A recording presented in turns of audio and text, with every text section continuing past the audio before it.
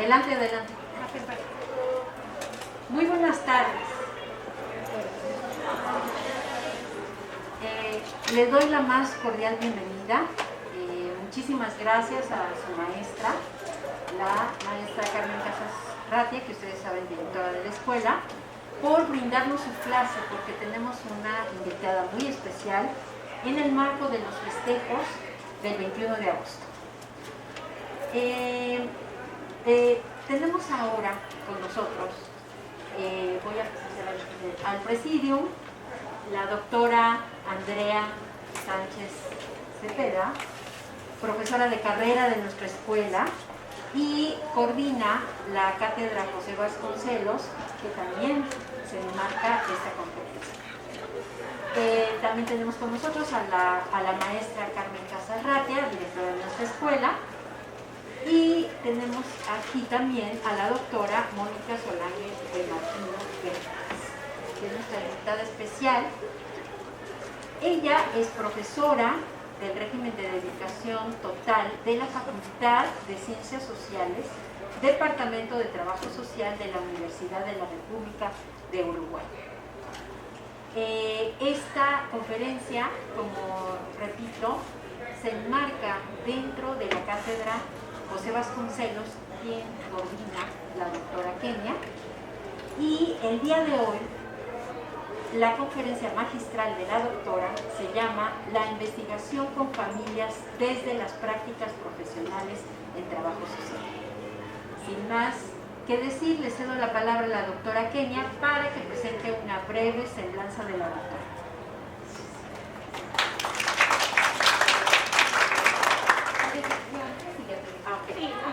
Antes unas palabras de nuestra directora. No, pues muchas gracias. Utilizamos el micrófono porque además se está grabando y se va a subir la conferencia por YouTube. Pero pues quiero agradecer infinitamente la posibilidad de contar con la presencia de la doctora Solange. No todos los días tenemos esta posibilidad de que nos acompañe una académica que pues tiene toda una trayectoria en los estudios de familia, y también otras que ya nos va a compartir, sobre todo en este marco de celebración y festejo por el 21 de agosto, Día Nacional de las y los Trabajadores Sociales. Por supuesto, con esta iniciativa de la doctora Andrea Kenia Sánchez, profesora de carrera de nuestra escuela, que pues siempre ya ustedes la van a conocer, las y los alumnos, les alumnos, se encuentran cursando el tercer semestre de la licenciatura.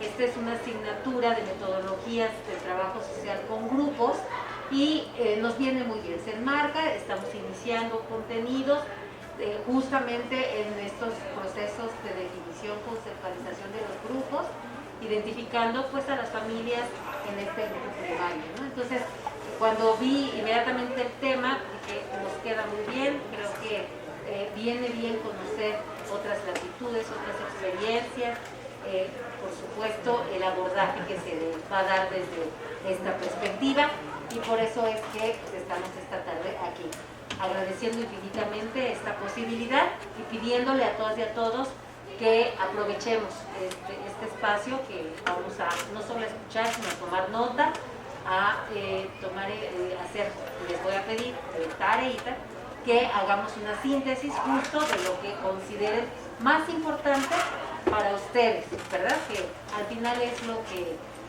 valoramos siempre en cualquier intervención, que pues lo que nos sea útil en nuestro desempeño, en nuestra formación. Entonces, pues aquí estará este escenario. Nuevamente espero que lo aprovechemos todas y todos mucho para que lo podamos vincular con nuestra clase, con nuestra formación como profesionales en formación de trabajo social en nuestra vida cotidiana. Entonces, muchas gracias, y le cedo la palabra a la doctora Andrea Kenia, que ya comentaba la doctora Araceli. Gracias. La doctora Araceli es coordinadora de investigación de la escuela. También nos acompaña la maestra Roxana Medina, y es la coordinadora de comunicación social. Está Reina Ramos, la licenciada Reina Ramos, que es mi coordinadora de gestión, que bueno, ahora sí que estamos de plática de todas y todos aquí. acompañando esta conferencia magistral. Te cedo la palabra, querida doctora Kelly.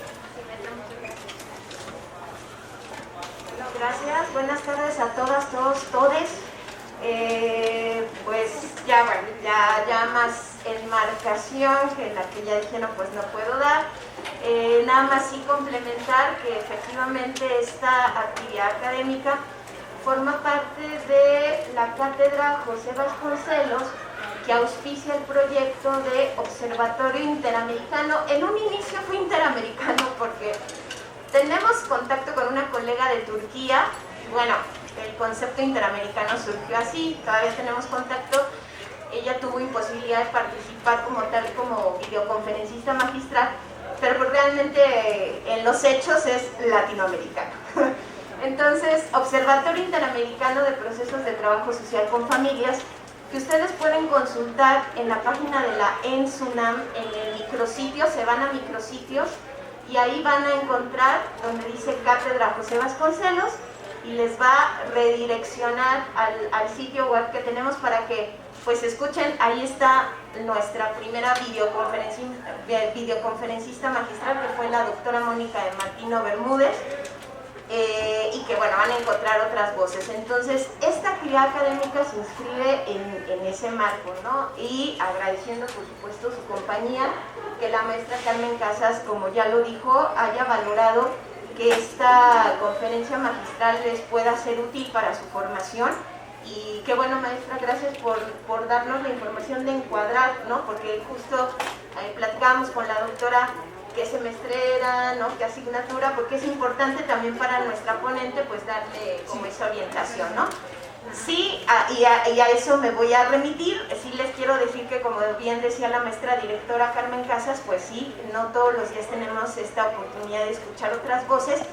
Y sí les quiero decir que junto con Ángela Quintero, una colega colombiana, quizá Ángela Quintero y Mónica Solange de Martino Bermúdez son las que más han escrito en trabajo social con familias, trabajo social familiar, ¿no? Todo lo que tiene que ver con intervención social con familias, trabajo social con familias, en el caso de Moni, y pues el tema que atañe, digamos, esta conferencia también, que va a vertirse en la investigación desde las prácticas profesionales en trabajo social con familias. Entonces, bueno, la doctora Mónica de Martino Bermúdez posee una graduación en Servicio Social por la Escuela Universitaria de Servicio Social, la Universidad de la República de Uruguay. En 1981 obtuvo ese grado. También tiene un maestrado en Sociología por el Instituto de Filosofía y Ciencias Humanas de la Universidad Estadual de Campinas en 1996. Tiene también un doctorado en Ciencias Sociales por la misma institución en 2004. En el año 2012 realizó su postdoctorado en Ciencias Sociales Interdisciplinarias en la Facultad de Ciencias Sociales de la Universidad Federal de Santa Catarina, y desde el 2008, como ya lo habían comentado mi compañera, la coordinadora de investigación, es profesora titular en régimen de dedicación total en el Departamento de Trabajo Social de la Facultad de Ciencias Sociales de UDELA. Su trayectoria se ubica en el campo de teoría y metodología de trabajo social, con énfasis en infancias, familia, género, políticas sociales, prácticas profesionales y formación profesional. Tiene también, Moni, si me lo permites, voy a decir lo esencial para cortar la cuestión del currículum. En sus líneas de investigación y su acumulación teórico-práctica ha abordado varias líneas de investigación, y dentro del área de prácticas profesionales ha estado relacionado tanto con los sistemas de protección social, un área muy importante para el tema de las familias, y así como también el análisis de lineamientos de los órganos financieros internacionales, colocando especial énfasis en cómo se expresa el ejercicio profesional, tanto en términos teórico-metodológicos como técnico-operativos. Entre otras cosas, la doctora Mónica de Martino Bermúdez ha sido profesora invitada por diversas universidades de la región a nivel de estudios de cuarto nivel, tanto en la Universidad Católica de Temuco en Chile, la Universidad Nacional de La Plata en la Maestría, la Universidad Nacional de Buenos Aires, la Universidad Federal de Santa Catarina, así como en otras universidades iberoamericanas como la Universidad de Vigo, la Complutense de Madrid y la Universidad de Castilla-La Mancha en España. Ha sido integrante de tribunales en procesos de acreditación de CONEAU en el Ministerio de Educación de su país. Como docente de posgrado, ha orientado diversas monografías y tesis concentradas en los temas de su trayectoria de acumulación, que son los que al inicio comenté, y su producción bibliográfica abarca revistas indexadas especialmente en Brasil, España y otras unidades académicas de Latinoamérica. Ha sido invitada con permanencia para la participación en libros especializados tanto en Brasil, Argentina, Colombia y España, y ha integrado consejos editoriales, así como también ha sido participante como evaluadora en revistas especializadas. Del mismo modo, ha sido evaluadora de proyectos académicos de diversa naturaleza y en los organismos centrales de la UDELAR, la Universidad de la República de Uruguay, así como en la Agencia Nacional de Investigación e Innovación, el MEC. Así que bueno, bienvenida Moni, un placer escucharte de nuevo y te damos la palabra. En primer lugar, profundamente agradecida por el recibimiento que yo he tenido en la Escuela Nacional de Trabajo Social. Soy yo quien tiene que expresar ese agradecimiento profundo, que lo ubico personalmente en la figura de la directora, la maestra Carmen Casas, de la querida colega Kenia, que nos conocimos en un grupo de Claxo, en un WhatsApp del grupo de Claxo sobre feminismo, familia, ciudadanía, etcétera, etcétera. Y vimos que teníamos cuestiones en común. Y agradezco también la compañía que ha significado para mí en estas instancias a la profesora Araceli. Y agradezco la presencia, que ahora se retiró obviamente por razones laborales, de la profesora Rosana, ¿no? Rosana. Y además creo que nos tenemos que agradecer y felicitar a todos nosotros de darnos este espacio de encuentro y de diálogo, porque a veces la palabra conferencia magistral, ¿verdad?, coloca una distancia. Y la idea es compartir algunas cuestiones que yo he estado pensando hace un tiempo, que he escrito algunas, que otras me rondan todavía en la cabeza, que estoy pensando en publicar. En fin, algunas ideas están más firmes, otras ideas están más embrionarias, como les va a pasar o les pasa a ustedes cuando tienen convencimiento de algunas cuestiones que quieren decir, y otras que las están pensando como hipótesis. Y me parece bueno que me hayan aclarado que la asignatura es sobre grupos, porque entonces yo voy a poner algún ejemplo sobre familia, pero no voy a hablar más en general. ¿Perfecto? ¿Les parece bien? Aunque el grupo, la familia como grupo primario fundamental, tal vez tengan contacto en su devenir como estudiantes o profesionales el día de mañana con otro tipo de grupos, ¿verdad? Entonces yo quisiera comenzar esta exposición, pero que tengamos, ayer la experiencia fue muy linda, hubo participación de los estudiantes, sin ningún tipo de vergüenza. Yo estoy aquí para compartir algunas cuestiones con ustedes, con mis colegas obviamente, aquí presentes, sean directoras, sean profesoras, etc. Y bueno, vayamos a ver la cuestión que nos une hoy acá, que es yo no veo muy bien el trabajo social con familias, con grupos familiares, podríamos decir, dado el público, ¿verdad? Desafíos para la investigación desde las prácticas profesionales. Ese es un poco el título. Entonces, en primer lugar, hablemos un poco de investigación. Hago otra aclaración que hice estos días. Yo hablo desde América del Sur. América del Norte, México en este caso, el trabajo social estadounidense algo conozco, especialmente en lo que refiere, de lecturas, ¿no? De lecturas, en lo que refiere a temáticas como la inclusión de sistemas informáticos en los sistemas de protección social. Leo bastante bibliografía autores norteamericanos y autoras norteamericanas sobre eso, trabajadoras sociales o trabajadores sociales. Pero yo no conozco México. Mi país tiene una historia muy diferente a la de ustedes. La dimensión geográfica, mi país tiene la población que tiene Mérida casi. Mérida y Uruguay en términos poblacionales son similares. Iztapalapa. No nos vayamos tan lejos. Sí, casi, sí. Digo, para dimensionar un poco localmente. Es un país pequeño, modernizado de manera temprana, con un estado de bienestar muy fuerte desde principios del siglo XX, con un desarrollo de la legislación laboral, de familia, muy fuerte en los primeros, desde 1903, 4, 5 a 1940. No tenemos la diversidad étnica de ustedes, no tenemos la historia, fuimos conquistados también por los españoles, pero los españoles se encontraron con una población indígena mucho menos desarrollada que la de ustedes, que vivían de la caza y de la pesca, y fueron fácilmente exterminados. El inicio fue la conquista, pero el primer estado, el primer presidente, el primer estado, la primera fase del estado independiente de la corona en Uruguay, se aniquiló la población indígena que restaba. Pero también en términos de poblaciones indígenas son otro tipo de población. Entonces yo hablo desde el sur, conozco algo de Argentina, de trabajo social, ¿no?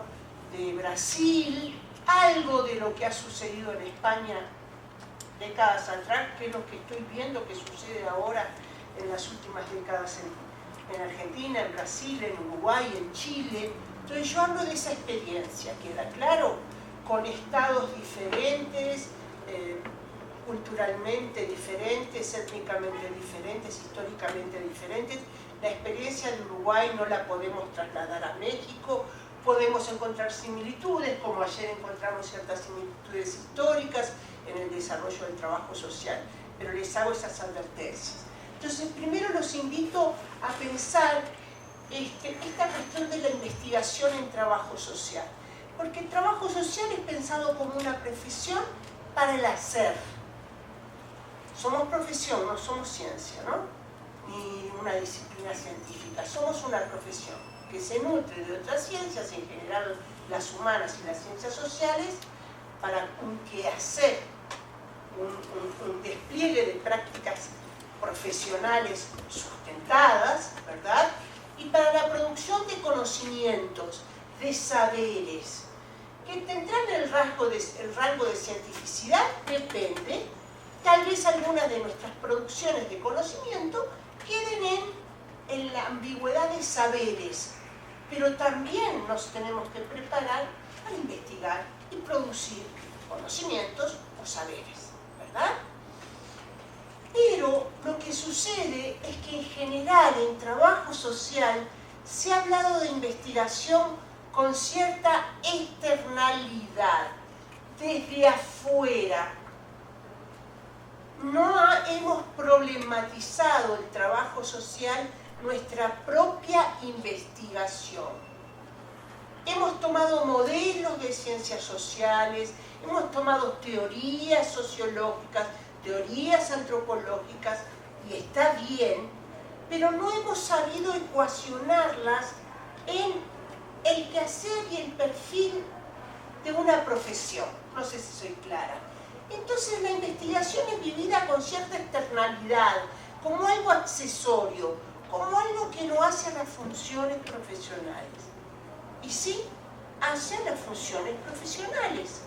El trabajador social no solamente opera, desarrolla una práctica profesional, sino que también produce esos saberes o conocimientos técnicos, operativos, prácticos o incluso teóricos sobre objetos sociales, problemas sociales, objetos sociales, procesos sociales, o sobre nuestra práctica profesional, la entrevista desde una mirada antropológica, entonces nos nutrimos de la antropología, pero hablamos de la entrevista en el campo profesional, trabajo social. ¿Soy clara? Pero mantenemos como una relación de externalidad, de algo externo con la investigación. Y si no, utilizamos teorías que a veces están de moda, que está bien colocarlas en una currícula o en un programa, ¿no? En un programa de una asignatura, pero colocamos teorías sin una adecuación propia a nuestro perfil profesional y a nuestras necesidades profesionales para desarrollar una profesión autónoma, teóricamente sustentada, ¿sí? Técnicamente eficiente y éticamente también orientada y sustentada. Cuando digo éticamente, es el compromiso con la defensa de los derechos humanos, el compromiso con los derechos de poblaciones asistidas con las que trabajamos, el derecho de la defensa de la vida democrática, básicamente el abecedario de una orientación ética de la profesión. Entonces, la investigación la vemos o la realizamos con cierta externalidad. Hablamos de políticas sociales, en teoría, pero no como marco que limita o amplía el espacio profesional. Que eso sería la investigación, ¿no?, propia de un trabajador social. Para analizar las políticas sociales de manera general puede estar la ciencia política en diálogo con nosotros, realizando tareas en conjunto, proyectos en común, pero vuelvo a insistir, tenemos que amigarnos con la investigación porque siempre queda claro este concepto de externalidad. Bien. Por otro lado, cuando hablamos de investigación y también de nuestra práctica profesional, no nos olvidemos, integramos el campo de las ciencias humanas, de las disciplinas científicas humanas y sociales. Tenemos que tener diálogo con la sociología, con la antropología, con la psicología, con la ciencia política, con la demografía. Tenemos que saber leer sus contenidos, sus productos, sus producciones, antropología, educación, según el campo profesional donde vayamos a desempeñarnos como futuros profesionales. Y en la formación también, ¿verdad? Algunos ejemplos de esta externalidad es que hemos sido muy bien investigados como profesión por sociólogos. Hay libros muy interesantes, permiso, ¿no?,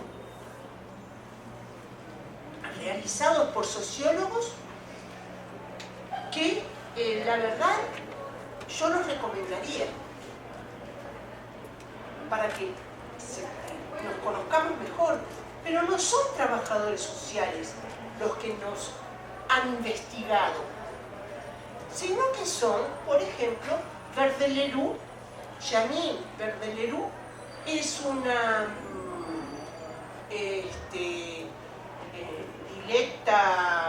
fue una directa colega de Pierre Bourdieu e hizo un libro sobre el trabajo social, etos, práctica, estos son los principios éticos, etos, práctica y campo profesional.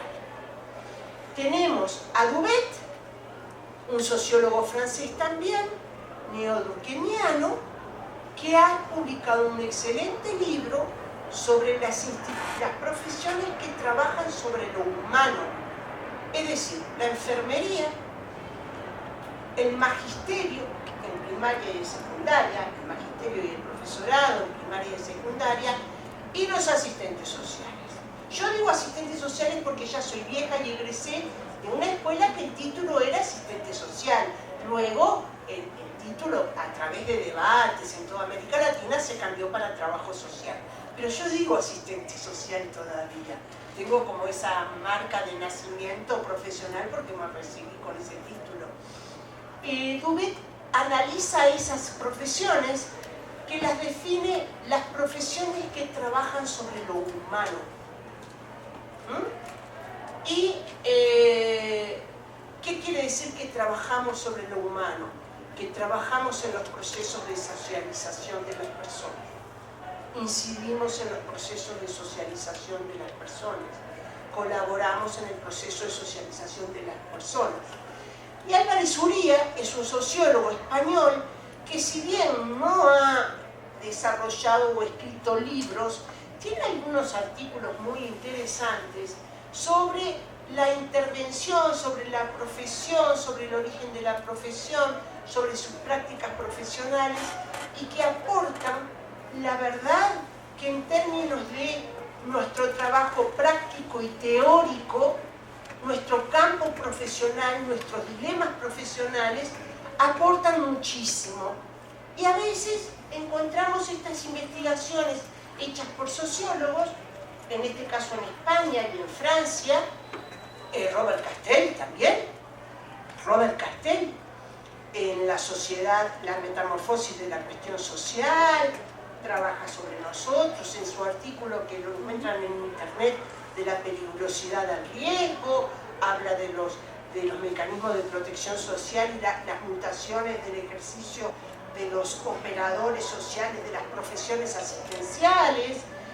O sea que hemos sido muy investigados por otras profesiones, pero poco investigados, no digo en términos de una sociología de las profesiones, sino de nuestros campos de actuación, nuestras limitaciones, nuestra ubicación en los mecanismos, en los sistemas, en las matrices de protección social.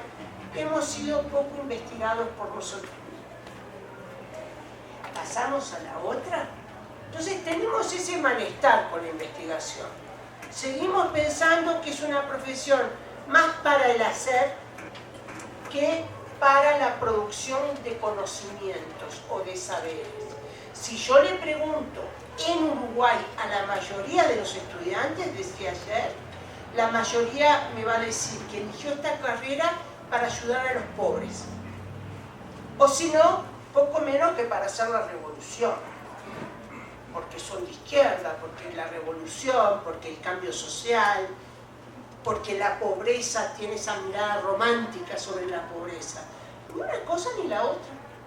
Ni la revolución se hace del trabajo social, que es una profesión, no es una militancia, es una profesión que tiene sus códigos teóricos, sus códigos teórico-prácticos, ni tampoco es una profesión que ayuda a los pobres. Para eso tenemos la comisión de vecinos del barrio, el merendero o la olla popular, como se dice en mi país, ¿no? Tenemos otras instancias para ir y ayudar. Para ayudar o para hacer la revolución no tenemos por qué estar sentados 4 años en mi universidad para obtener un título universitario. El título universitario nos acredita como profesionales. No sé acá en México, pero en Uruguay la mayoría de los estudiantes piensa en eso. Y si yo pienso en ayudar o pienso en militancia política, no preciso de la investigación. No me preocupo por producir saberes, me preocupo por el hacer.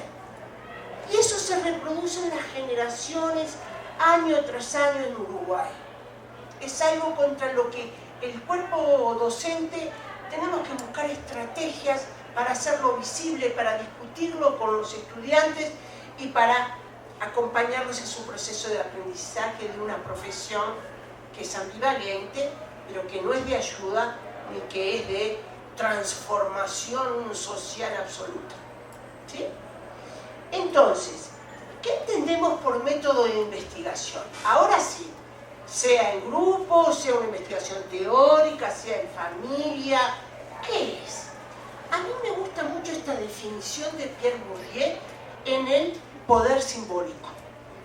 ¿Qué libro El poder simbólico? No sé, es un artículo que se refiere a investigación, no recuerdo el nombre del artículo, perdón, pero el poder simbólico reúne varias obras, varios artículos de Pierre Bourdieu, que es un autor francés que para mí de manera maravillosa unió a Karl Marx, a Max Weber y su sociología comprensiva, a a Karl Marx y una mirada de la sociedad organizada en clases, en conflictos, en diferencias estructurales de la población, y a Durkheim con su preocupación por la anomia, por cómo la sociedad se transforma en sociedad, cómo nos congregamos y somos la sociedad mexicana, con sus contradicciones, con sus historias, o sociedad uruguaya, con nuestras historias, nuestras contradicciones. Pero para mí es un autor maravilloso en cómo unió a Marx, a Weber y a Durkheim. ¿Tiene la verdad absoluta? Nadie la tiene, pero es un autor como para leerlo y escuchar. Entonces Bourdieu pone una definición que, si se quiere, es muy dialéctica, muy de materialismo histórico dialéctico, desde el punto de vista metodológico estoy hablando, no sus otras derivaciones. Que el método de investigación es la teoría puesta en acto. Y yo digo, nosotros que también operamos, las prácticas profesionales deben ser teoría puesta en acto, porque tenemos que tener un sustento teórico para, a la hora de desarrollar nuestras prácticas profesionales o de intervenir, dicen otras corrientes, otras concepciones del trabajo social, pero a la hora de investigar, la teoría es, el método de investigación es teoría puesta en acto. O sea que previo a la investigación yo tengo que estar munido o munida de ciertos marcos teóricos. La práctica, que es lo que convoca el título de la conversación de hoy, es los desafíos de la investigación desde la práctica profesional. La práctica sola no produce conocimiento. La práctica sola no produce saberes.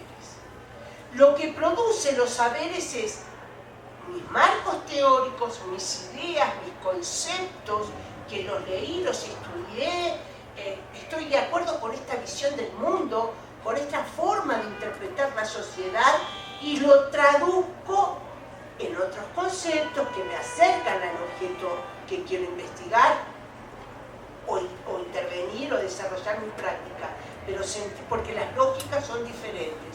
En una quiero transformar o colaborar con familias o grupos en transformar algunas realidades de carencia, etc. En la otra quiero producir conocimiento. Yo tengo una distancia óptima. ¿Sí? Entonces, son dos lógicas diferentes, pero complementarias. Vamos a ver en qué sentido complementarias. Entonces, es la teoría puesta en acto. La práctica en sí no produce conocimiento o teoría. Que muchas teorías, muchas posturas en el movimiento de reconceptualización, habrán escuchado de él en la década de los 60, poco menos que la práctica era la luz del mundo. La práctica profesional, si no está guiada de teoría, nos va a llevar al camino del sentido común, de comprometernos con realidades complejas, con buen sentido, con buenas intenciones, pero profesionalmente no vamos a poder dar una respuesta técnica, profesional. Vamos a estar complicados, comprometidos, con opiniones subjetivas, con ideas subjetivas. Entonces, con nuestra subjetividad comprometida con quien está en una situación desfavorecida. Entonces, el método de investigación es mi teoría puesta en acto.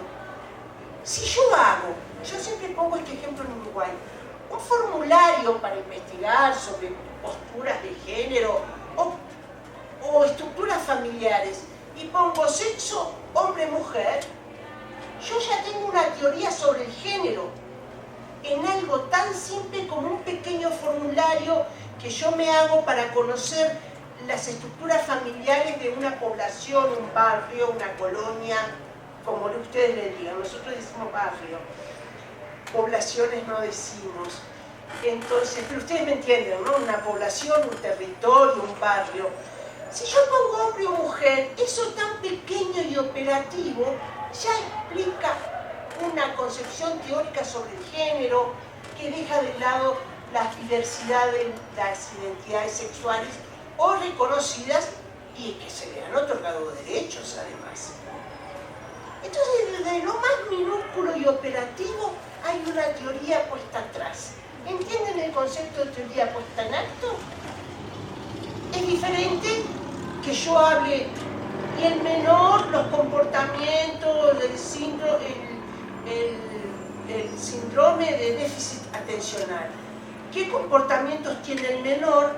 A que yo diga qué comportamientos o conductas tiene en aula el niño, niña o adolescente.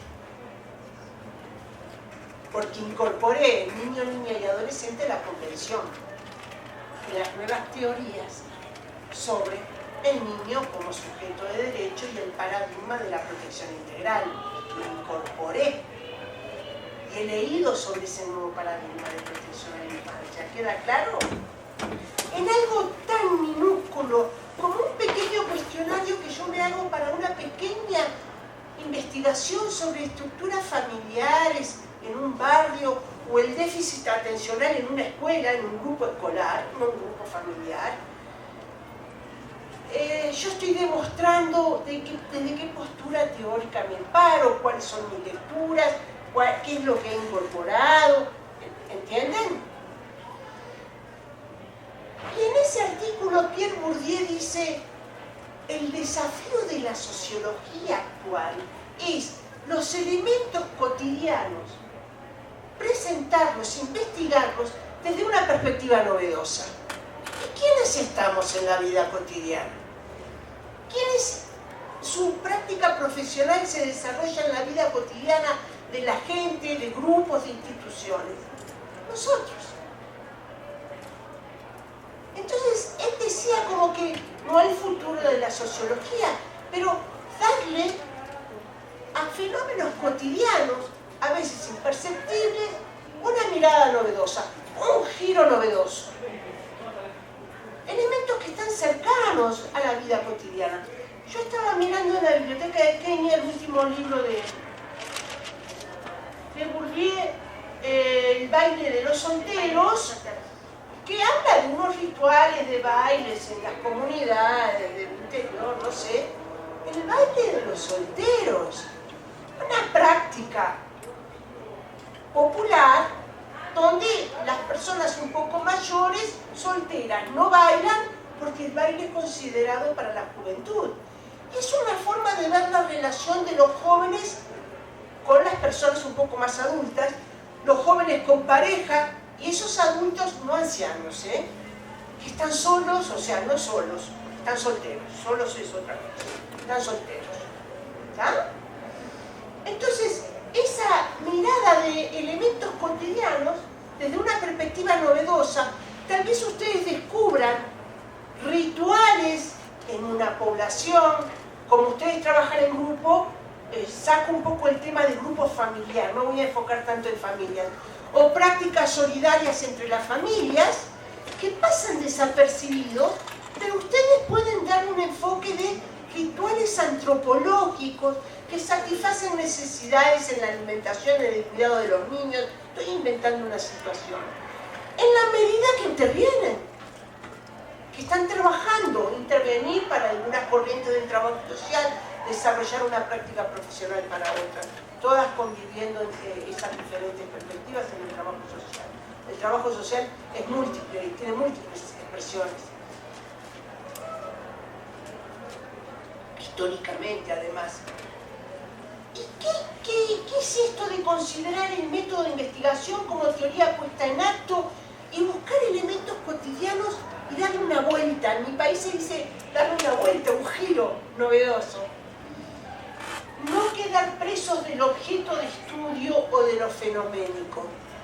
Si yo no analizo eso que se me presenta cotidianamente, no tomo distancia, leo, estudio, profundizo en las previas lecturas y descubro algo maravilloso, algo novedoso, en eso que se me presenta en el día a día, yo voy a quedar presa, atada al objeto, a lo fenoménico, a la expresión fenoménica de los hechos, y no voy a poder indagar, por ejemplo, que esa práctica de rotación, estoy inventando una situación, la práctica de rotación de los niños entre las familias, en una comunidad, en un barrio, en una población, significa un lazo de solidaridad, formas espontáneas de cuidar a los niños, respetando la Convención de los Derechos Internacionales del Niño, donde la figura va a ser siempre la mujer, la feminización de los cuidados,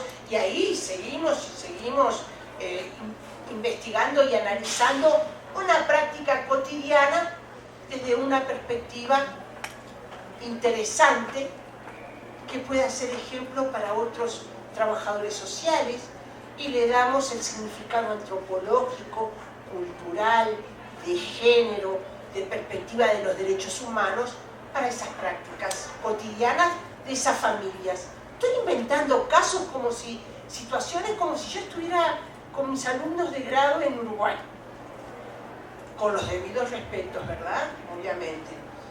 ¿Queda claro no quedar presos de lo que vemos? Lo fenoménico es lo que vemos, lo que oímos, lo sensible, lo que llega a nosotros por nuestros sentidos. No quedarnos presos por lo que es, sino tratar de buscar su significado, analizarlo y comprender los significados que le dan las mujeres, los hombres, la población, el barrio, población, barrio, colonia. Los nombres en México todavía no los manejo mucho. En el tema familia, todo se potencia por la cercanía vivencial del tema familia, porque yo vengo de una familia. Y capaz que muchos de los problemas que veo en la familia los viví en mi familia, o en la familia de un primo, o en la familia de un amigo, o en la familia de un vecino. Todos venimos de una familia. ¿Queda claro? Entonces, en el tema familia, tenemos que mantener como investigadores, y si queremos investigar desde nuestras prácticas, lo que los antropólogos llaman una distancia objetiva, y lo que Bourdieu acompañaría con el concepto de vigilancia epistemológica. Borrar el sentido común de mi pensamiento, borrar mis prejuicios en mi pensamiento, borrar conceptos de sentido común arraigados, buscar estigmas sobre poblaciones que tengo incorporados también desde mi familia o desde mi infancia. Todos los pobres son así, todos los hombres alcohólicos son así. Ese pensamiento ultra generalizador que es el pensamiento de la vida, el de sentido común, de la vida cotidiana. La vigilancia epistemológica es eso, un autocontrol como investigadora que también tenemos que tener a la hora de nuestra práctica. ¿Qué estoy diciendo? ¿Un prejuicio que me inculcó mi mamá? ¿Qué estoy diciendo? Lo que todo, sentido común, lo que todo el mundo dice. Los gitanos roban los niños, por poner un ejemplo tonto. Era lo que yo escuchaba en mi infancia. Vienen los gitanos y se llevan los niños. No era así. Pero a los pobres gitanos, al pueblo gitano le quedó ese estigma de, no sé si en México se daba, en mi infancia en Uruguay se daba, el pueblo gitano venía y se robaban los niños. Es un estigma, es sentido común, son miedos que inculcaron mis abuelas, mis tatarabuelas, no solamente a mí, a toda mi generación. Entonces yo como, a la hora de intervenir, pero especialmente a la hora de investigar, que es lo que hoy nos interesa, tengo que hacer una vigilancia epistemológica de sentido común fuera. Ultrageneralizaciones fuera. La coherencia de los conceptos que uso, que pertenezcan a una misma matriz teórica, a una misma postura epistemológica. Yo no puedo hablar de la familia como sistema, como hablaría Parson, y después agregar que la familia de clases sociales son diferentes, porque Parson no lo analizó así. ¿Soy clara en lo que quiero decir? La vigilancia epistemológica significa también la coherencia. No es mezclar teorías, no es mezclar conceptos. No existe un mercado de conceptos o un mercado de métodos. ¿Soy clara? Tenemos que buscar la coherencia epistemológica. Que vengan de una misma episteme, de un mismo campo de saber, originaria de una misma forma de comprender el mundo. ¿Sí? No puedo hablar de la familia como sistema, de la sociedad como sistema, y después hablar de las diferencias estructurales y las clases sociales, porque son dos perspectivas epistemológicas diferentes.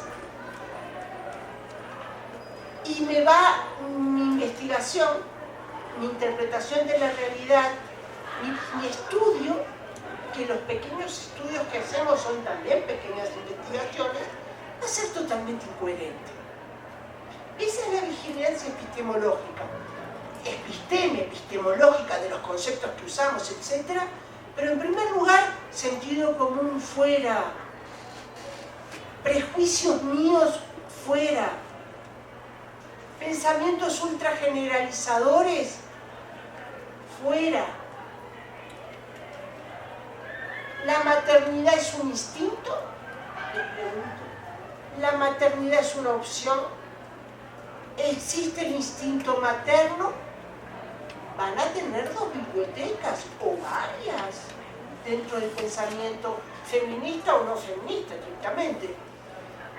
Van a tener que leer y decir esta explicación, esta forma de comprender la maternidad se acerca más a lo que yo pienso del mundo. Entonces yo le digo a mis estudiantes, perdón maestra Carmen, que se lo diga a los suyos y me entrometa, pero como son jovencitos, como son jovencitos me ponen en un... Ay, ahora me olvidé, le pedí disculpas a la directora y me quedé inhibida. Bueno, me olvidé de lo que le digo a mis estudiantes. Sí, de la maternidad, bueno, me olvidé. Me olvidé porque la directora le pedí permiso a la directora. Ahora me voy a acordar qué quería decirles a... Ya lo sé. Enamórense del objeto. Cuando digo objeto, de lo que quieran investigar. El tema, el proceso, la entrevista, la práctica con grupos, la maternidad. Enamórense de su objeto. Yo con el objeto que quiero estudiar necesito una sintonía. Es una palabra poco académica, enamorar, atraer, atrapar, pero no hasta al punto de quedar preso de ese objeto o presa de ese objeto. Tengo que tener una distancia, pero me tiene que entusiasmar. ¿Soy clara? Me tiene que entusiasmar. Y recuerden el concepto de Bourdieu, vigilancia epistemológica. Pasamos a la otra. Entonces, ¿qué es esto de producir conocimientos, saberes en un proceso de investigación? Muy concretamente, nosotros tenemos lo concreto sensible, eso que nos entra por los ojos, que escuchamos, lo sensible, lo fenoménico, lo que vemos, las prácticas en un barrio, cómo ejercen su maternidad o paternidad los adolescentes con los que trabajo, en un grupo de adolescentes, en un barrio. Voy a decir barrio y ustedes entienden lo que significa barrio, ¿no? Porque si no acá tengo que agregar poblaciones, colonias, porque son varias acepciones. Pero lo fenoménico, no puedo, como decía Bourdieu, quedar atrapado del objeto como se me presenta. Tengo que intentar explicarlo, analizarlo, demostrar cómo se presenta. Tengo que explicarlo, las razones profundas, de ese objeto, ese problema, ese proceso, esas prácticas de vida cotidiana de la gente, y tengo que comprender la dinámica de ese objeto, los significados que la gente le otorga y la génesis estructural. Cuando digo génesis estructural es la historia de ese objeto y cómo se fue estructurando en la sociedad para presentarse ante mí como este aparato, este estuche para mis lentes. O no, cómo se presenta ante mí ciertas prácticas de maternaje o de paternaje en el barrio o la comunidad indígena o etcétera, etcétera, tal y cual. Porque lo fenoménico es el hoy, es una foto, pero así como nosotros, los procesos sociales, los fenómenos sociales, los objetos sociales, hasta nuestras prácticas profesionales, si queremos investigar nuestras prácticas profesionales, la entrevista, la historia de vida, la dinámica de grupos, lo que fuere, tienen su historia, su génesis dentro del trabajo social, por ejemplo, dentro de esa comunidad, dentro de la sociedad mexicana. Entonces yo tengo que ese concreto sensible, a través del proceso de investigación, la flecha del medio tendría que haber sido para allá, me equivoqué, ¿no? La del medio para allá. Tengo que producirlo en un concreto pensado. O sea, esta botella que yo estoy investigando sigue siendo lo concreto, lo que observo, lo que veo, el proceso, el objeto, la práctica profesional, las dinámicas profesionales que quiero investigar, las dinámicas de grupo, técnicas grupales, el comportamiento de los grupos escolares, no sé, ya que están trabajando con grupos, los grupos familiares en el barrio tal y cual, ¿no?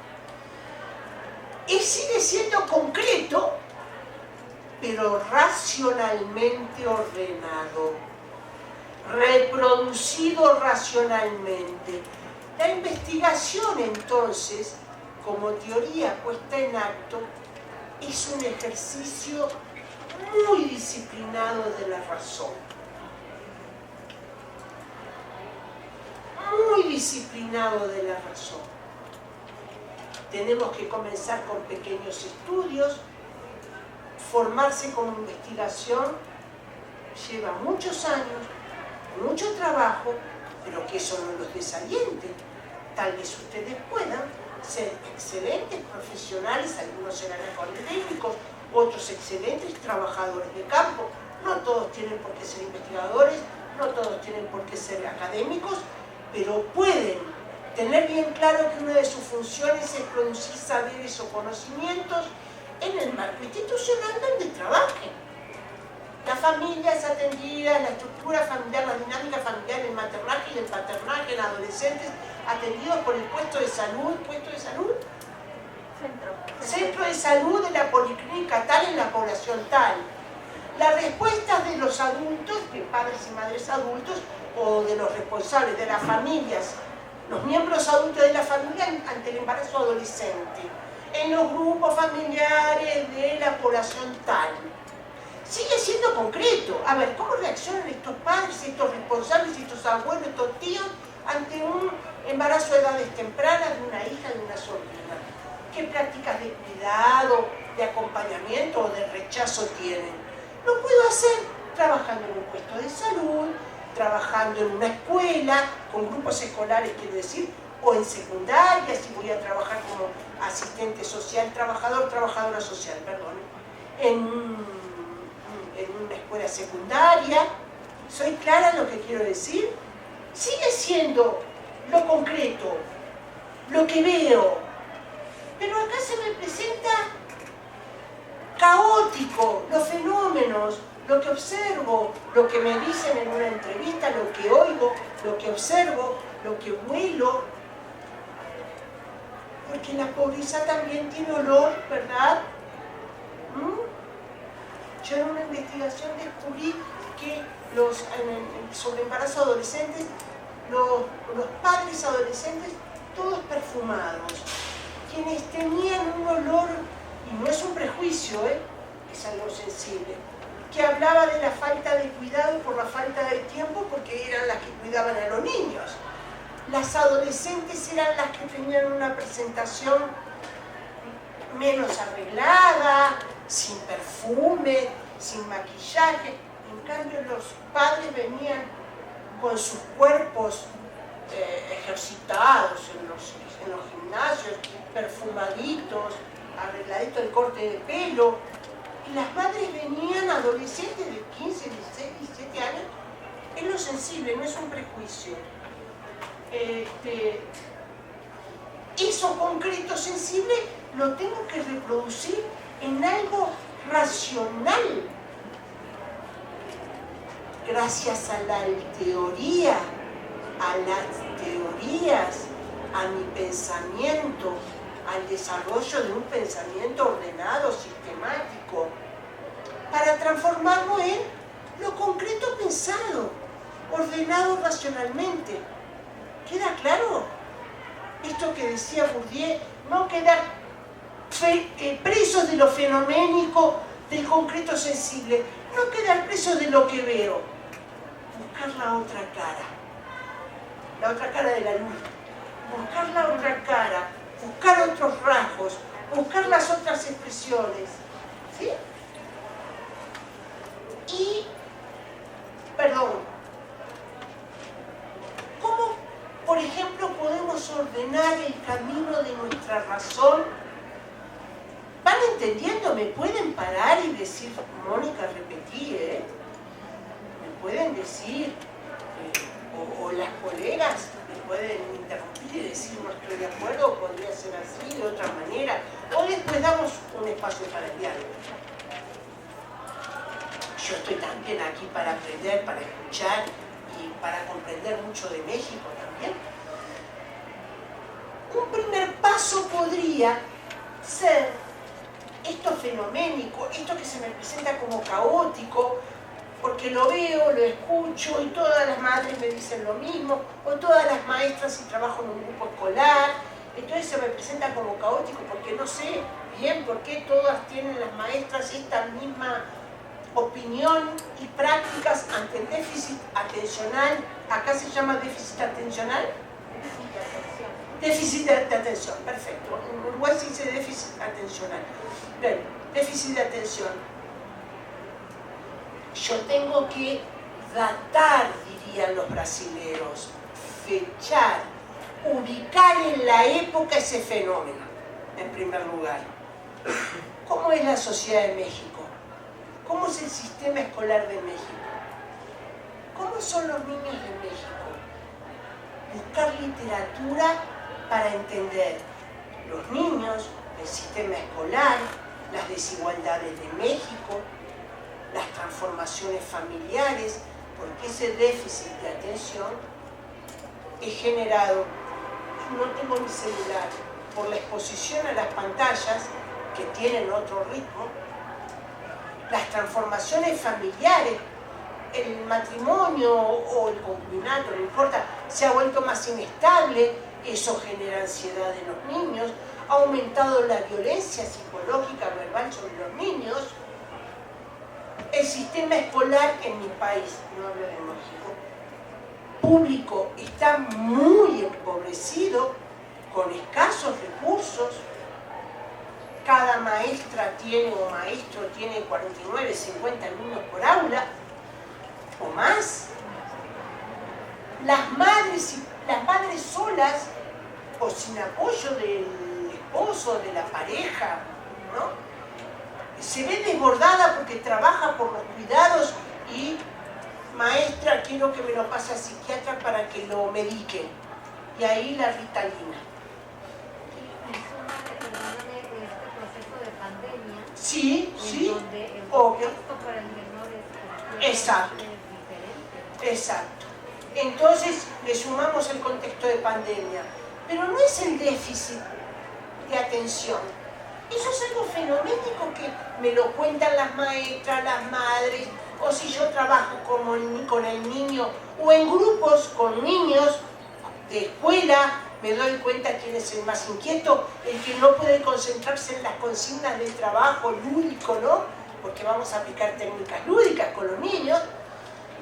Pero está todo caótico, desorganizado, tengo opiniones, tengo que ubicar ese fenómeno en el México actual, en el sistema educativo y sus carencias o sus fortalezas, en la relación maestro-alumna, en las transformaciones familiares, en los efectos de la pandemia, los efectos de las pantallas, de la tecnología en la atención de los niños. Eso es datar un fenómeno, ubicarlo en tiempo y espacio, en el tiempo histórico de una época, en el espíritu de una época. No es necesario que agoten, pero ir descubriendo eso que está atrás del fenómeno, está atrás el fenómeno síndrome de atención, no me deja ver todas las determinaciones que tiene, transformaciones de la familia, las tecnologías, las madres sobrecargadas por las tareas de cuidado, el sistema educativo mexicano, la pobreza en México, etc. Otro paso es la historia, vamos para atrás, el momento regresivo. ¿Cuándo surgió el déficit de atención? ¿Cuándo los médicos o la psiquiatría lo incorporaron como patología psiquiátrica? ¿Surge en el siglo XIX? ¿Surge en el siglo XX? Surge hace pocas décadas. ¿Por qué? Porque es considerado un problema psiquiátrico cuando sus raíces son sociales y culturales. Ahí hay un tema interesante. Ustedes pueden debatir, ustedes pueden, que son jóvenes, ser lo suficientemente atrevidos como para decir, ¿y si no fuera un problema psiquiátrico? ¿Y si fuera un problema de honda raíz social? ¿Y si la medicalización de la infancia en este tema en mi país, al menos, no sé acá, pero es darle la Ritalina, darle la medicación psiquiátrica, es calmar a un niño que no puede más de ansiedad porque está acostumbrado al ya de la laptop, del celular, de la televisión, está acostumbrado, la inestabilidad familiar, el matrimonio ya no es para siempre, son familias ensambladas, acostumbrarse a los hijos de la nueva pareja de la madre o del padre, lo que fuere, los problemas de la separación le generan ansiedad, una escuela sobrecargada de niños. Y si no fuera psiquiátrico, ¿por qué no podemos pensar eso y tener como hipótesis de trabajo? A partir de una práctica profesional en un barrio, en una escuela, con grupos de escolares y de maestras. ¿Sí? ¿Entienden lo que es ese pasar de lo concreto sensible a lo concreto pensado? Ahora, ¿qué contexto? En la escuela, en México, en la niñez, en la familia, está. Vamos para atrás. ¿Cuándo surge el déficit de atención o atencional, como se dice en mi país? ¿Quiénes lo determinaron? ¿Los psiquiatras? ¿Tendrá raíces psiquiátricas o psicosociales, culturales, antropológicas? Ir a la génesis estructural que hoy hablábamos, la génesis, ¿dónde? ¿Cuándo surgió el síndrome, la enfermedad, déficit atencional? ¿Por qué es tratado por enfermedad? Leer la génesis, leer sobre los orígenes. Y el otro paso, puedo complementar esa génesis con historias de vida, con entrevistas en profundidad a los niños, con técnicas proyectivas, de juego, lúdicas, porque a un niño hacer una historia de vida no se puede, es un tema ético, pero que haga dibujos, ¿verdad? Podemos trabajar en equipo interdisciplinario para que la psicología nos oriente, podemos hacer entrevistas en profundidad o historias de vida a la mamá, al papá, para cuándo surgió ese problema del hijo, cómo lo trataron, por qué fueron a psiquiatra, por qué los desbordó. ¿Sí? Y después el tercer paso es volver al futuro, volver a este concreto déficit atencional, que estoy trabajando en una escuela con grupos. Vieron que me alejo de la familia, pero estoy hablando de la familia porque hablo de historias de vida a mamá y a papá, o a una maestra también. ¿Cuándo surgió esto?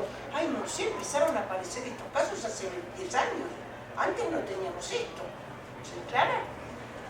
Y volvemos al presente, pero ya con la historia de mi objeto de estudio, que es la atención del déficit atencional o de atención en las escuelas de la población tal, que surgió del interés de ustedes por sus prácticas profesionales en grupos, en la escuela o en la población, con niños a demanda de las madres, con niños con déficit atencional, y coordino con las maestras y con salud pública, con el psiquiatra, voy coordinando y me separo un poco de mi práctica y utilizo otra lógica para la intervención, que es diferente al de la intervención. El momento actual, la historia, los cuentos, por decirlo metafóricamente, no cuentos porque sean mentiras, las historias, los cuentos del presente. Las dimensiones, ¿sí? Las mediaciones, las dimensiones. Voy para la historia, para atrás. ¿Cuándo surgió? ¿Cómo lo trataron las maestras al principio? Voy a hacer unas historias de vida a mamá y a papás que tengan niños con ese problema. Voy a hacer alguna historia de vida o relatos de vida. El relato de vida es cuando trabajo un aspecto de la historia de vida. En este caso, la maestra, el elemento profesional, un recorte de su historia de vida. El profesional, su vida privada no me interesa. Como maestra vivió el surgimiento de esta patología, entre comillas. Cómo las familias viven esta situación. ¿Ah? Como los niños, y aplico técnicas lúdicas, proyectivas, con los psicólogos, bla, bla, bla. Y vuelvo al presente con la historia y la génesis de ese problema. Y con las mamás, las papás, las maestras, y su conocimiento, sus historias, sus vivencias. ¿Entienden ese vaivén? Pero primero ubiqué el fenómeno en la época histórica, cultural, en el contexto escolar, en el contexto familiar, en el hoy.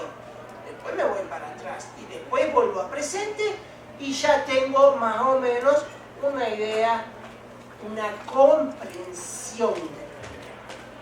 Y puedo animarme a decir, aunque sea una joven o un joven y simple en la escala de las profesiones, trabajador social, y discutirla al psiquiatra. ¿Tendrá un origen psiquiátrico? ¿Será un síndrome de patología? ¿O estos niños son hijos de su tiempo? ¿La solución es la medicalización? Podemos trabajar en grupos con psicólogos, con niños con déficit de atención, innovar, con técnicas grupales, ver el manejo de la ansiedad, siempre en equipo interdisciplinario. Y voy a través de la práctica descubriendo objetos de investigación, porque pasamos a la otra, no sé dónde lo puse eso, pero me voy adelantando porque está bien. Sí, vieron que yo hablo mucho. No importa. Y me voy acordando de otros autores.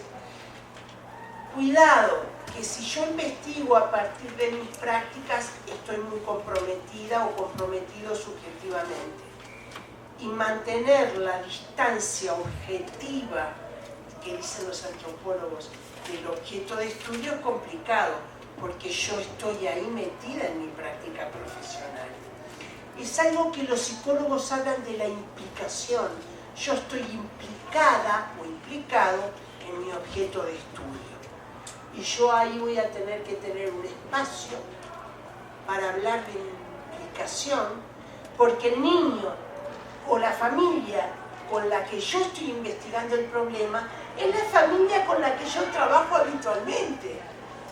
Yo tengo un estudiante de maestría que está haciendo una tesis preciosa sobre, bueno, el surgimiento de la Fiscalía de Derechos Humanos en Uruguay, pero ella trabaja en el Poder Judicial y en esa Fiscalía. Y yo le advertí, cuidado con la implicancia. Y no es conmigo, tu orientadora, que tú te tenés que trabajar la implicancia, porque la implicancia es más psicológica. Está teniendo reuniones mensuales, ha tenido unas reuniones, no sé si son mensuales o bimensuales, con una psicóloga particular para analizar su implicancia. Porque a su vez ella y su familia fueron objeto de violencia, ¿no? Un familiar fue asesinado en la calle por un robo. Entonces, trabaja la fiscalía y su familia vivió la pérdida de un familiar por violencia, que esa fiscalía, en términos de derechos humanos, atiende esos casos, le da tratamiento psicológico. Doble implicación. Yo, como orientadora de un proyecto de investigación y de una tesis, no puedo, tampoco no corresponde que yo conozca su vida íntima y las resonancias psicológicas de esa doble implicación. Entonces le sugerí, haz como la Facultad de Psicología, en los casos de implicación, unas cuantas sesiones con psicóloga para analizar sus implicaciones. Eso quiere decir que ustedes van a tener que pagar una psicóloga cada vez que quieran investigar sobre sus prácticas. Yo digo que es más difícil. En este caso, bueno, había implicaciones muy claras. Ustedes tienen que mantener la distancia óptima y una vigilancia epistemológica, según Bourdieu, a rajatabla. Acá estoy como asistente social, no como investigador o investigadora. Acá se están mintiendo los sentimientos que yo tengo con este grupo de niños. Acá están los sentimientos, estoy investigando los significados de la maternidad, tal barrio. Acá se están metiendo los sentimientos que yo tengo con este grupo de madres que hace un año que estoy trabajando. Cuidado, cuidado,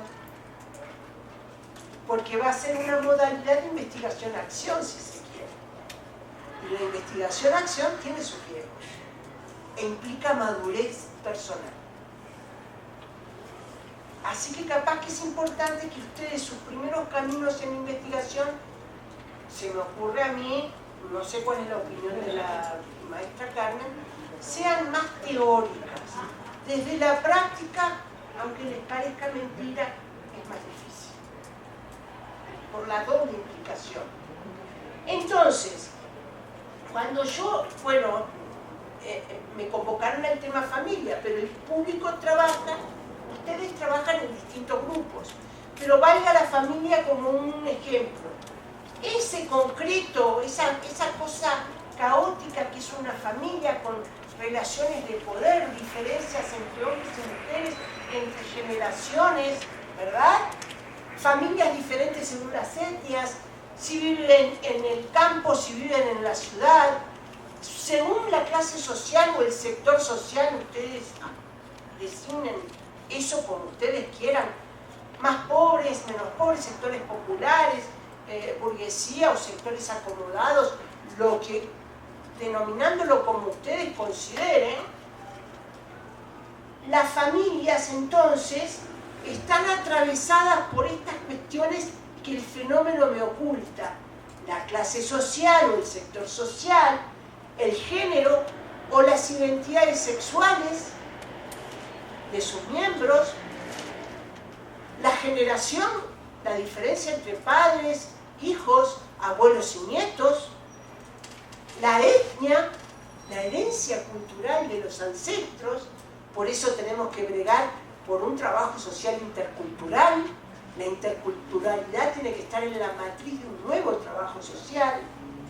Por situaciones de discapacidad, es diferente ser madre de un niño que no tiene situación de discapacidad que de otro niño que tiene situación de discapacidad y los cuidados son más exigentes tal vez. O una madre con situación de discapacidad que una madre que no la tiene. O un padre en situación de discapacidad que un papá no la tiene. La ubicación geográfica, si es del interior de la ciudad, de un pueblo o una alcaldía con mucha historia. ¿Cuál es la historia de esa alcaldía? Y los puntos de inflexión histórica de esa familia. Para investigar grupos familiares son los puntos de inflexión. El nacimiento de un hijo, un divorcio, una mudanza, o sea, cambio de domicilio, a irse de una ciudad a otra, la pérdida de un trabajo, pasar a situaciones de desempleo estructural, la pérdida de la casa porque no se puede pagar más el alquiler. Bueno, son ejemplos de puntos de inflexión. La pandemia, obviamente. Todo ello en una doble triangulación, que estamos terminando, lo hacemos rapidito. ¿Otra más?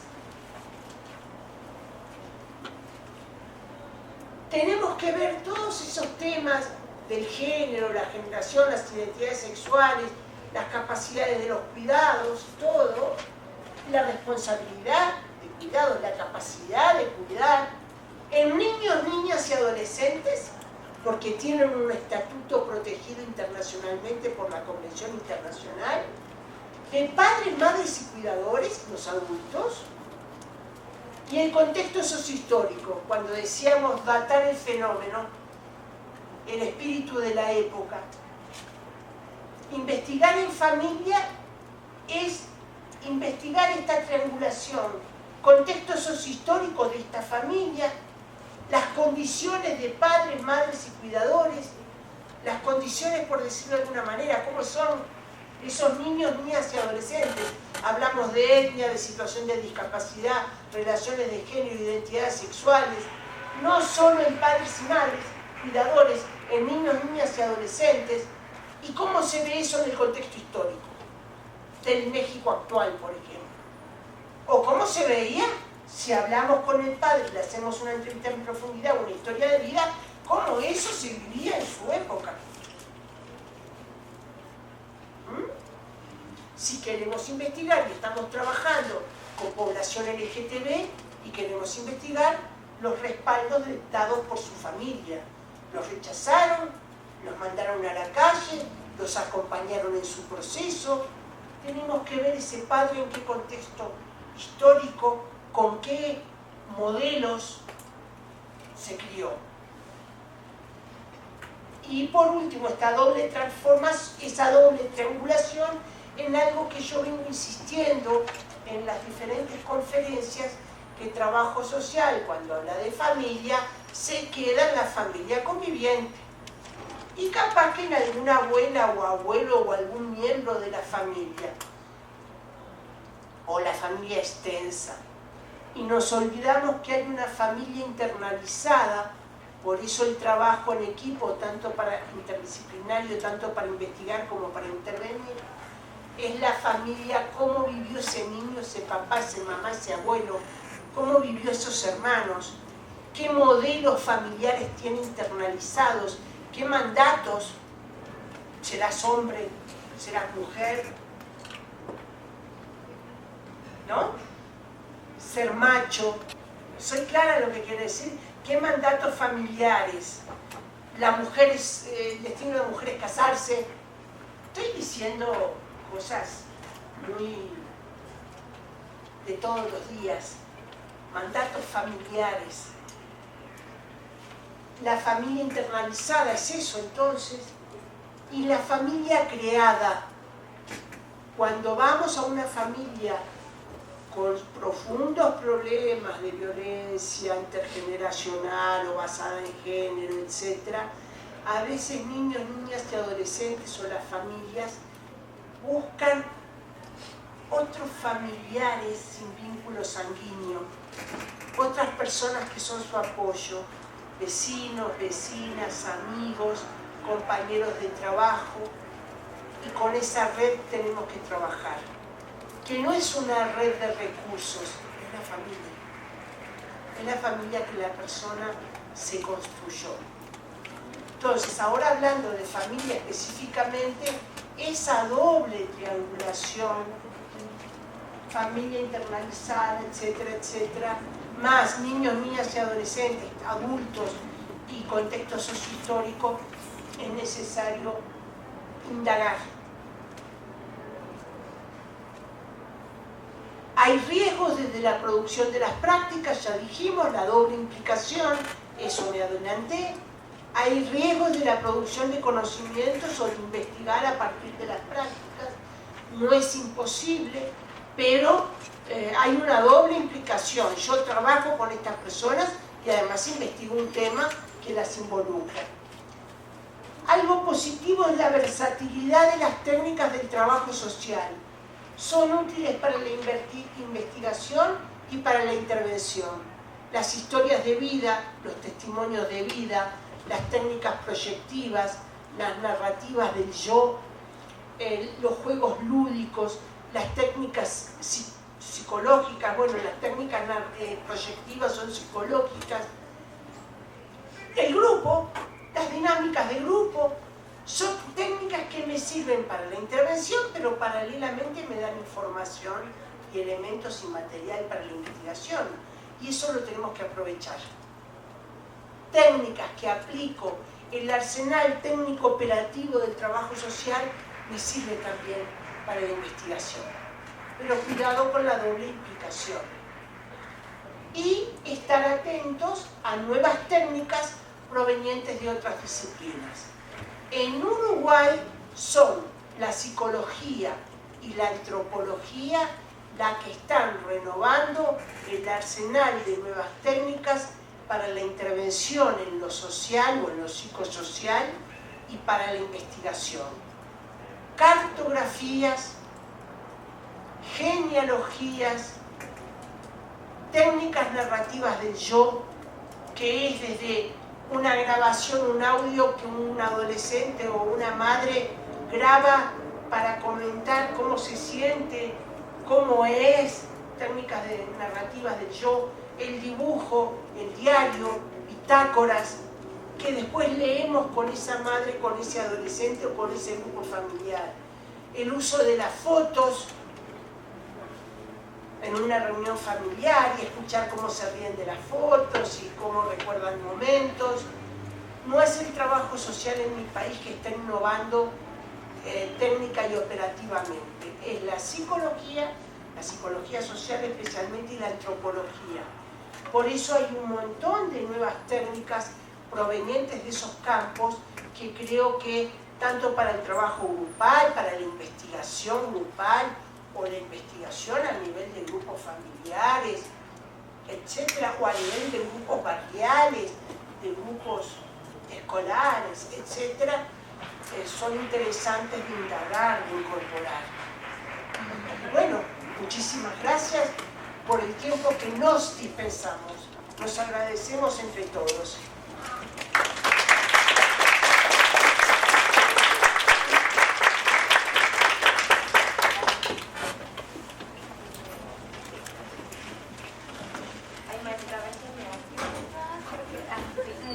Es por adelante, sí, gracias.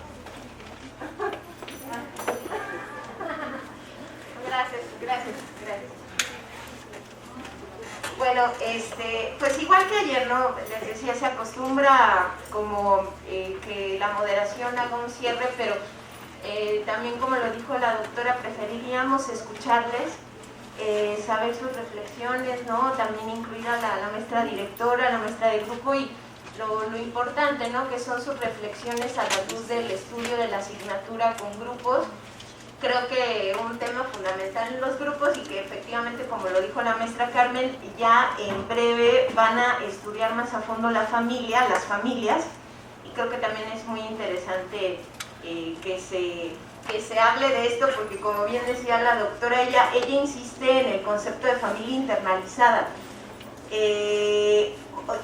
Obviamente nosotras, nosotros, nosotres venimos de algún tipo de grupo de crianza, y todo trabajo nos va a interpelar psicosocialmente, corporalmente, o sea, la parte subjetiva va a estar ahí como presente, y es muy importante darle esta objetividad bajo esto que bien llamaba, no sé si el artículo, Mónica, era sobre la reflexividad metodológica de Bourdieu, pero bueno, sí, ¿no? La vigilancia epistemológica. Sí, vigilancia epistemológica, pero el artículo tiene que ver con esto de la reflexividad y performatividad, que es muy importante si queremos producir no solamente conocimiento, sino también, como decía la doctora, innovar la dimensión técnico-instrumental del trabajo social, ¿no? Entonces, ¿quién quiere participar? Adelante, compañeras, compañeros, compañeras, adelante. Todo suyo el micrófono. Súper participativo. Para el trabajo que le puso la acá. Bueno, buenas tardes, doctora. En este aspecto sí no había conocido esta metodología, es apenas la primera vez que la veo y se me hace muy interesante porque es una articulación. Lo que me llamó mucho la atención de usted es cómo está viendo el trabajo social como una disciplina, pero nosotros tenemos que también producir nuestro propio contenido, no solo tomarlo de las diferentes disciplinas y ciencias sociales, sino también producirlo, distribuirlo, inclusive hasta difundirlo para que tengamos más herramientas durante las intervenciones, o en este caso también dentro de la propia investigación, generar ya conocimientos propios de trabajo social y no solo también, no tanto depender de las demás disciplinas, como ahorita lo mencionó de que hasta ahorita no hemos innovado los instrumentos, mientras que otras disciplinas ya están empezando a innovar de acuerdo a los contextos históricos que ya estamos viviendo. Y la segunda parte es de esto de la doble triangulación de las familias.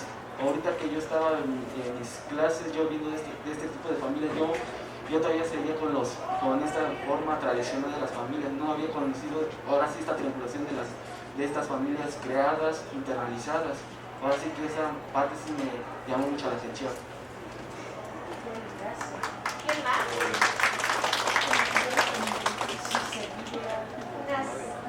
Unas 3 intervenciones y luego pasamos también con la doctora para sonar.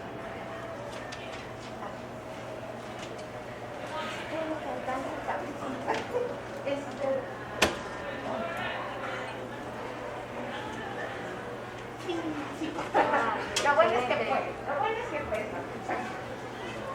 Bueno, la mía es más una duda respecto a lo que mencionaba de las implicaciones. ¿Hasta qué punto tener implicaciones con un grupo que vamos a trabajar puede llegar a ser positivo? Porque me imagino que puede llegar a haber sesgos, ¿no? Obviamente por eso se evitan, pero también el tener una implicación no podría también ayudar a que ya se tenga un poco más de profundidad de conocimiento anterior para podernos integrar.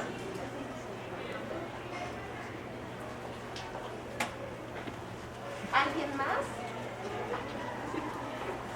¿Pasaba la réplica? ¿Alguien más? ¿No?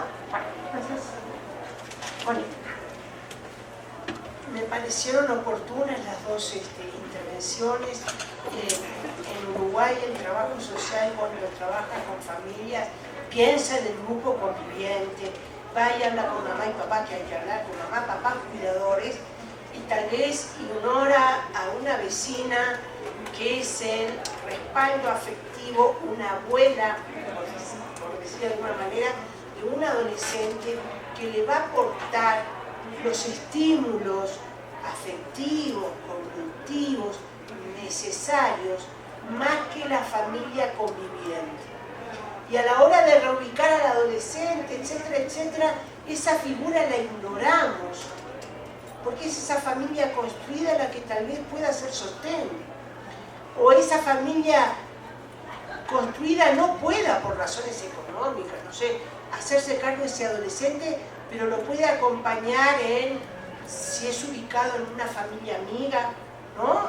Un sistema de colocación de familias alternativas, pueda ser una buena acompañante, ¿no? Hay un psicólogo que habla de las postas familiares, especialmente en la adolescencia.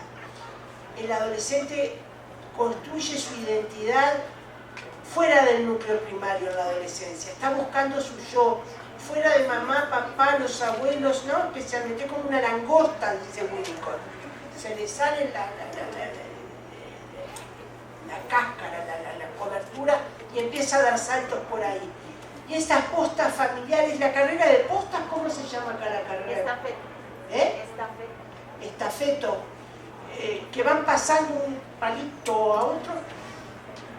La carrera, estas postas familiares es que el propio adolescente en su búsqueda de una identidad o de apoyatura que no tiene en su casa, le pasó esa responsabilidad a alguien que adoptó como familia en su barrio.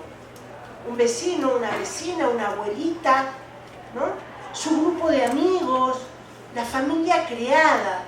Y por otro lado, quedamos con el discurso de mamá, papá o los cuidadores, la abuela, quien fuere, y no indagamos cómo ese niño internalizó a esa mamá o a ese papá, cómo lo vivió, qué miedos le generó, qué apoyos, qué bienestar le otorgó. Capaz que la mamá está insatisfecha con lo que hizo, pero el niño la internalizó de manera muy positiva, ¿verdad? Bien. Entonces, yo creo, trabajo social en Uruguay no lo trabaja en ese sentido. Por eso yo lo recalco en Uruguay y bueno, cuando voy a otros países, como veo que es una carencia en Uruguay, tal vez sea una carencia del trabajo social con familias, que tiene una historia muy, si se quiere, conservadora, todavía anclada en el case work de Mary Richmond, y no el case work de los casos de los años 40 de James Adams, que trabajaba en comunidad y agrega, más que la entrevista, la historia de vida como forma de intervención en el case work, lo moderniza, digamos. Entonces, como el trabajo social con familias tiene ese peso, si se quiere, un poco conservador de la familia, ¿no? Conviviente, de mamá y papá, esa mirada personiana de la familia nuclear, de mamá, papá y los hijos, como si todo fuera felicidad. Me parece importante ver esto de la familia construida y de la familia introyectada, internalizada. Por ejemplo, en la población LGTB uno observa muchas familias construidas cuando la familia de origen ha rechazado a ese hijo, a esa hija, ese hije, como se dice ahora. A mí me cuesta porque soy vieja decir hije, la E me cuesta agregar. Bueno, respeto, pero el nuevo lenguaje es como que tuviera que aprender de nuevo el español. Entonces digo hijo, hija. Cuando la familia rechaza, los jóvenes, adolescentes, LGTB, construyen nuevos lazos familiares, lo que ellos llaman la manada. Entonces, bueno, ahí también hay nuevas formas, no nuevas formas familiares, es una familia construida. Los lazos de amistad y de sostén y de estímulo que daba la familia y de apoyo en el proceso de socialización, lo otorga el grupo que lo acoge, que tiene las mismas situaciones, que comprende su situación. Eso se ha visto mucho. Tengo un colega que trabaja ese tema, psicólogo, en el interior de la República, está haciendo su doctorado sobre eso en Argentina. Y bueno, es un ejemplo medio clásico, actual, de un campo profesional nuevo. Y con respecto a la implicación, tiene sus puntos fuertes, porque la confianza, el vínculo que se establece, permite que la persona me dé más datos, aporte, comprendo más la subjetividad, las significaciones, pero yo creo que el tema es el control de mis sentimientos a la hora de plasmar, ¿no? Es un doble juego. Tiene sus aspectos positivos, pero cuidado con la sobreimplicación, porque a raíz del vínculo profesional que entablo, que es de cercanía, me puede dar una mirada romántica sobre el tema y no descubrir sus facetas más, sus aristas más complicadas. Por ejemplo, ¿no? Estoy poniendo un ejemplo. Entonces yo creo que la implicación no es necesario trabajarlo con una psicóloga, ¿no? En este caso que yo puse como ejemplo, la persona había perdido un familiar, ¿no? Además de trabajar en el Poder Judicial, estaba esa implicación más dolorosa y que yo como tutora no tengo por qué profundizar. No puedo profundizar en esa implicación. Pero por lo menos, si trabajo en equipo, estoy avanzando tengo estos avances de investigación. Leerlos, discutirlos en equipo, discutirlos con otros colegas, tener cercanía y no perder el contacto con los docentes y los que nos formaron en la carrera y pedirles una entrevista, ¿no? Hay distintas formas, en primer lugar la vigilancia epistemológica, pero después el dialogar mis hallazgos con otros colegas de otras disciplinas, dialogarlo con docentes, no perder el vínculo con la casa de estudios, porque esta es su casa de estudios, lo formó ustedes profesionalmente. Y yo creo que como en Uruguay no hay duda que los docentes van a estar a disposición estoy haciendo esta investigación, tengo estos avances, pero tengo algunas dudas porque tengo mucha cercanía, o poca cercanía, o me inundan ciertos afectos que me inclinan hacia los adolescentes, me inclinan hacia el mundo adulto, y discutir el contacto, los vínculos y los resultados, los avances que tenga esa investigación. No quiere decir que tengamos que ir a psicólogo, no, pero buscar caminos de debate con otros colegas, interdisciplinariamente donde trabajo, con docentes de nuestra casa de estudios, que me permitan ecuacionar mi subjetividad y la objetividad que tiene que tener una investigación, que igual, no toda investigación es aséptica totalmente. ¿Te pude responder? Gracias. Muchas gracias por la participación.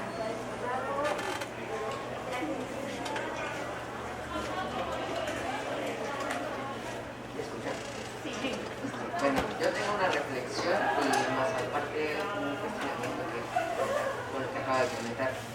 La reflexión sería que como estudiantes que apenas vamos empezando como a crear más conocimiento, creo que es muy importante meter todo lo social en todas las disciplinas, porque he notado que hay mucho sesgo de formación ante otras disciplinas y eso también crea muchas problemáticas sociales.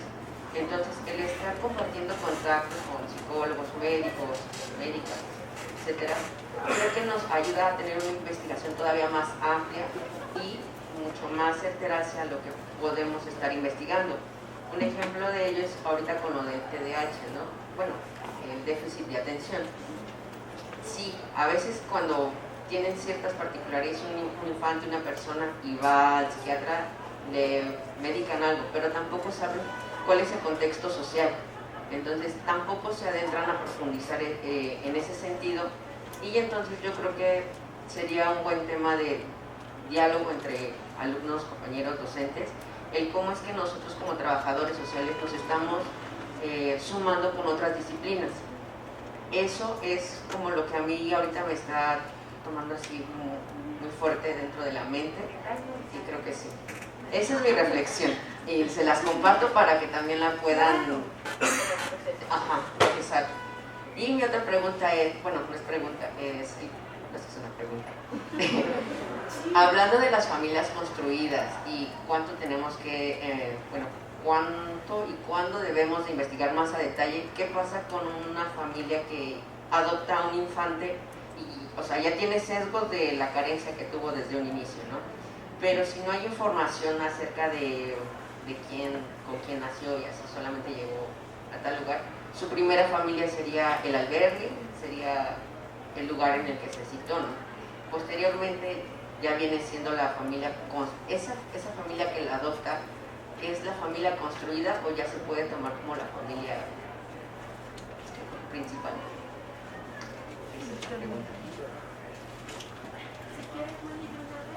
Voy nada más perdónenme, a robar el micrófono en este trayecto, porque me gustaría, a partir de estas reflexiones, también conocer tu opinión de cómo entenderíamos entonces el abordaje desde la transdisciplina. Creo que sería es una provocación tremenda y nos llevaría 2 horas más, pero en lo más básico o en lo más sencillo.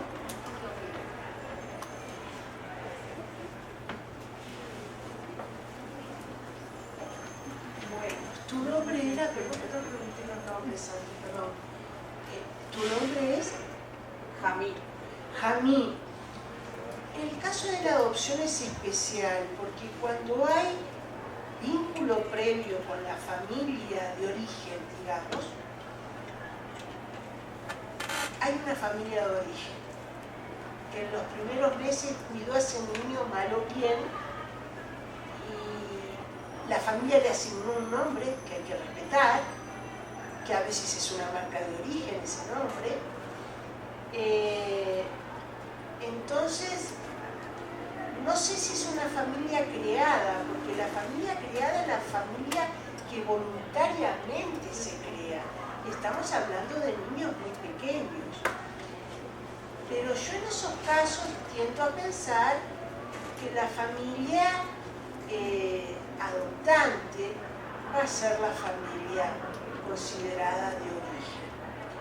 Lo que en la triangulación que vimos, cuando veíamos necesidades o rasgos de niños, niñas y adolescentes, contexto sociohistórico y padres, madres, cuidadores, tenemos que analizar la historia institucionalizada de niños, niñas y adolescentes y de esos padres, porque los unió un vínculo institucional, además del deseo de ser mamá y papá de una pareja, y de o mamá y mamá o papá y papá, y la necesidad de protección del derecho a vivir en familia de ese niño. Pero la historia institucional es importante. Si ese niño estuvo meses en una institución, en general son las cuidadoras que le ponen nombre, o las enfermeras, hay que respetar ese nombre. La historia de sus primeros meses de vida, hay historias de abuso, hay historias, ¿no? Eso tiene una resonancia en la psique del niño. Entonces ahí se abre una nueva dimensión detrás de lo fenoménico, que es la historia de institucionalización de ese niño o niña, que capaz que fue, digamos, sin problemas, digamos, capaz que fue un abandono voluntario, o sea, un acto de amor, que la madre biológica dice: no puedo cuidarlo, no puedo atenderlo, no puedo darle de comer. Y es un profundo acto de amor. No tenemos que ver el abandono siempre como algo negativo. Hay distintas clasificaciones de abandono. A veces el abandono es un acto de amor. No tenemos por qué juzgarlo de primera como algo negativo. Pero ahí yo te diría que en los casos de adopción hay que analizar las dinámicas dentro de las instituciones de protección de la infancia. Cuánto tiempo estuvo institucionalizado el niño o la niña, qué historia trae, qué nombre, quién le puso el nombre, las enfermeras cuando recién nació o las cuidadoras del dispositivo, la institución institución de protección de la infancia que estuvo internado 4 meses esperando que fuera asignado, porque es así, a una mamá y a un papá, o a 2 mamás o a 2 papás, no interesa. ¿Queda claro? Ahí se abre otra dimensión de este fenómeno y yo creo que en esos casos, vía institucional, vía deseo de una pareja, no importa cómo esté constituida, y vía derecho del niño a vivir en familia, reconocido en las convenciones, en distintas legislaciones internacionales, hay una institución que genera el vínculo. Pero yo creo que si hablamos en los primeros años de vida o en los primeros meses, etc., la familia de origen va a ser esa familia que va a respaldar, que va... Yo trabajé muchos años, casi 20 años en el campo, en instituciones de protección a niños y niñas antes de la convención. Eso habla de mi edad, soy vieja. Pero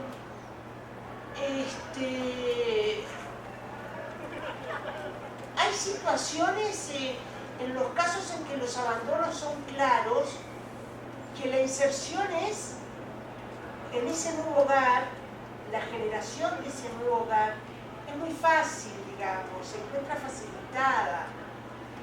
Pero yo recuerdo una situación que trabajé con un adolescente en una familia de acogida, donde el padre era el ladrón, la madre de acogida, no el de origen. La madre que el Estado le pagó para que a ese niño era una madriguera de asaltantes. Era una cosa, y tú no podías explicar cómo ese adolescente podía tener los valores que tenía.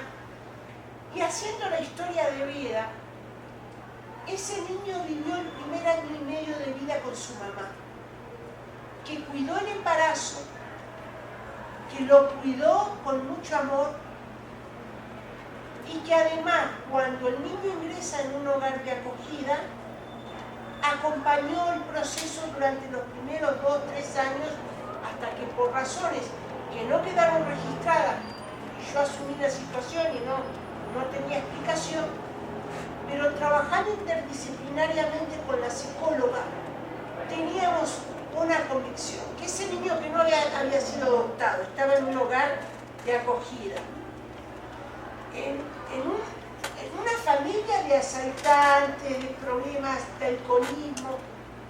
Ese adolescente que tenía unos valores, que estudiaba, esa mamá biológica lo debe haber querido, lo debe haber cuidado, y en sus primeros años de vida le debe haber dado un apego que marcó su vida adolescente o de adulto. No sé, yo después renuncié y era un adolescente todavía. ¿Soy clara? Entonces, también cuando ustedes trabajan en una institución de protección a la infancia estatal, no olviden que tienen un trabajo más protocolarizado, no olviden que hay otras técnicas que se pueden aplicar, indagar más en las historias de vida, ir ese momento regresivo para atrás, y uno se puede encontrar que hubo una madre que lo dejó, lo abandonó, pero durante 2 o 3 años le debe haber dado un soporte afectivo, que es la explicación que teníamos con la psicóloga. Pude responder a tu pregunta, hay varios debates, pero a mí lo que quiero decir es no quedarnos con la fotografía de la familia conviviente hoy. Y en los casos de adopción aparece una nueva mediación, una nueva dimensión, una nueva categoría teórica que en aquella triangulación, niños, niñas y adolescentes, padres, adolescentes y cuidadores, y contexto sociohistórico, que es la trayectoria institucional. Y profesora Carmen, le agradezco el mal momento que me está haciendo pasar. Porque es muy difícil en trabajo social lograr un diálogo entre iguales con muchas disciplinas. Yo creo que más fácilmente con la psicología, tal vez con la antropología, pero con las consagradas medicina y psiquiatría es muy difícil. Entonces yo creo que parte de, y tal vez les suene teórico, de estos años que ustedes están en la universidad, formarse, estudiar, estudiar y estudiar. Y como diría Richard Sennett, a nivel personal, estoy trasladando un concepto que no está pensado para esto, forjarse un carácter profesional, forjarse un carácter, una presentación, una seguridad teórica, técnica, operativa, de poder decirle a un médico: yo no voy a ir a la casa a visitar a la familia cuando usted lo diga, sino cuando yo lo considere por el análisis técnico profesional que yo realizo de esta familia. Entrevista a la madre. Yo considero que no voy a entrevistar en primer lugar a la madre.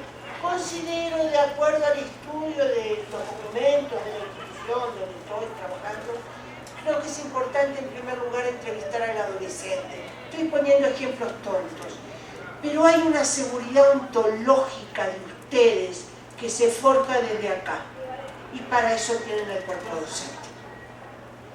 Y una seguridad ontológica que es una profesión compleja, porque la medicina es una tecnología, no es una ciencia. Tales son los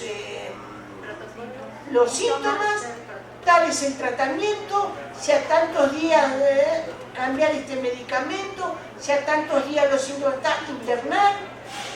Estudian protocolos de actuación. Y la medicina avanza básicamente en base a los avances de la biología, la química, la biología.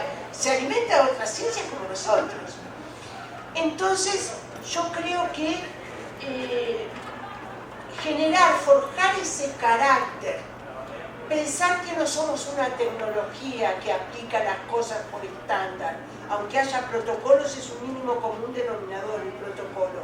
Dominarlos, pero creo que ese carácter, esa defensa profesional, si se quiere sentir un orgullo de la profesión, creo que nos pone de alguna manera en un lugar más fácil para el diálogo interdisciplinario, especialmente con disciplinas como la medicina, la psiquiatría o la abogacía, con los jueces.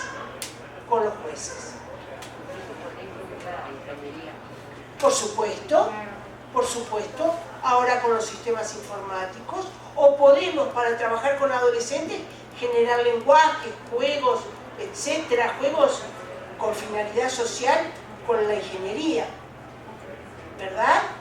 Pero yo creo que es forjarse un carácter profesional acá, desde el primer día. Y lo otro es, vuelvo a repetir, ser solventes teóricamente, saber de lo que hablamos, técnicamente, a la hora de lo técnico operativo, dominar las técnicas, saberlas utilizar en el momento adecuado, trabajar en base al conocimiento de las situaciones y estar éticamente orientados, de manera tal que ante una propuesta esto sería contrario a la defensa de la privacidad, por ejemplo, de ciertos derechos humanos, sería algo invasivo para la familia, para dialogar con otras disciplinas. Mi experiencia es que siempre ha sido fácil trabajar con la psicología, pero porque en mi formación tuve un importante grado de formación psicológica. Trabajábamos teorías psicológicas, entonces fue fácil generar un lenguaje común, igual que con la educación social. Pero hay disciplinas que están colocadas desde el siglo XIX como las disciplinas más prestigiosas. ¿Tienen otra clase? ¿Últimas palabras? No, pues no, nos podemos quedar aquí, pero un buen rato. No, pues muchas gracias, Mónica, doctora querida. Creo que nos dejas me quedo yo como con muchas reflexiones que me gustaría de verdad introyectarlas, que se les metieran a todas y todos en estas invitaciones tan potentes, que pareciera como en esta narrativa que nos ha compartido de su propia experiencia en la incorporación de los referentes teóricos, en la incorporación de un apasionarse del hacer, del actuar, pero también de esto que vamos recibiendo de todas sus asignaturas, ustedes que están en el tercer semestre, que a lo mejor algunos de ustedes todavía están pensando qué hacen aquí, ¿no? O que todavía estamos en el sentido de la transición respecto a qué recibo de otras disciplinas, y que creo que esto que comentas, Mónica, en el sentido de qué recibimos y qué nos es útil, ¿no? De esos teóricos, de esos referentes, de esas disciplinas, pero que nos hagan darle un sentido a nuestra intervención, ¿no? Y sí, ¿por qué no? Generar conocimientos propios, porque eso es parte de lo que nos hace falta hacer. Entonces, de verdad, creo que ha sido una extraordinaria ponencia. Yo tomé muchas notas que voy a compartir con ustedes en la próxima clase, porque va muy vinculado a lo que hemos estado trabajando y lo que tengo planeado que podamos desarrollar, en el sentido de cómo vamos transversalizando las etapas también de la investigación, ¿no? Cómo hacemos uso de esas metodologías, de esas técnicas, de esas herramientas que nos son propias y que tendremos que, con toda la fuerza y firmeza de la profesión y el amor hacia ella, hacerla valer igual que un médico, igual que un psicólogo, igual que un instrumento, el que sea, ¿no? Finalmente es lo propio, que el aire está difícil, lo propio de nuestra disciplina. Entonces, mil gracias, querida Mónica. Gracias a ustedes. Te vamos a...